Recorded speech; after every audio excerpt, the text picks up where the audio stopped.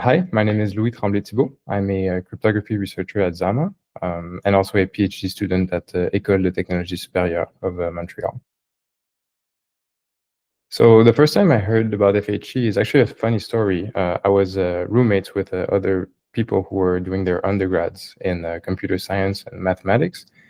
And it was just a casual Friday evening in the living room. We had a glass of wine and we ended up putting a recorded talk by Ilaria Kiloti on TFHE. And this is the first time I had heard about FHE. And the thing that struck me is really the applications that FHE can have in privacy-preserving applications. So for this one, I have to say TFHE, simply because it's the one I know best. Yeah, well, applications of FHE to privacy-preserving computation outsourcing really struck a chord in me. So I'd say that was a big motivation for me to work in this field. And also the field is still quite new, I think. And there's a ton of exciting work to be done still. So, yeah.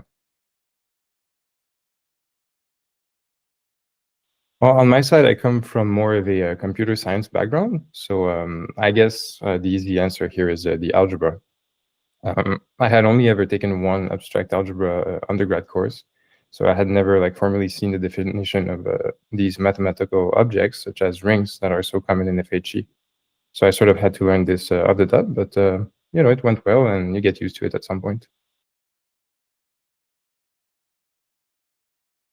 I think with improvements in performance, FHE will become more standardized and eventually more and more integrated into real-world products and protocols. And you can already see some of this happening with, for example, Apple integrating homomorphic encryption in some of its protocols. Well, the easy answer here is performance, but also I feel like gaining a better understanding of the security guarantees that FHE has to offer in all sorts of settings. So not only the semi-honest model, but also fully malicious models. I think that's very important in order to obtain wider deployment of FHE. Yeah, well, I think I'm a bit young, professionally speaking, to start giving advice on people's career. But I do think, as I said, that FHE is a pretty recent field, and that there's a ton of interesting and exciting work to be done. So I guess one advice would be to stay curious and not being afraid of trying out new things.